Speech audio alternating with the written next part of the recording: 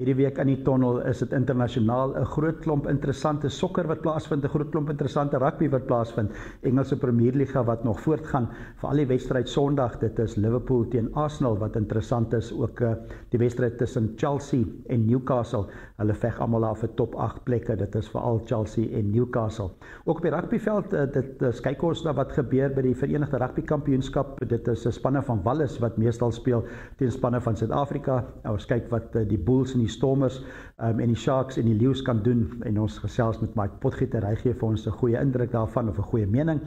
Dan gaan ons ook na die golfbaan, en ons hoor wat sê twee van die spelers wat speel in die PGA toernooi hierdie naweek, dit is Justin Thomas en ook Rory McIlroy.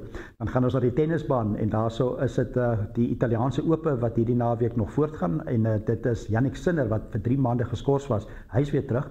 Hy praat baie interessant oor sy tyd wat hy af was en wat hy te wagte kan wees met sy vorm, en ook Aryna Sabalenka wat daar saamgesels. En dan natuurlik in Namibië is daar groot klomp sport.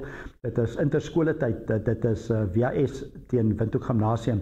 Windhoek Hoërskool is die gasheer, dit is by Vegkop, groot netbal, en daar's verskillende sporte van sokker, basketbal, en dit is die rugby. 7:00 is die afskoptyd, dit is Saterdagmiddag by Vegkop vir die wat dit kan gaan kyk. En dan is daar ook lekker sokker, dit is die Premierliga wat voortgaan. Daar's ook groot klap rugby, en een om na uit te kyk is veral die ene Wanderers teen Trascou United. Dit word ook uitgesaai op NTV. So volg ons op in die tonnel hierdie week, lekker klomp sport internasionaal en in Namibië.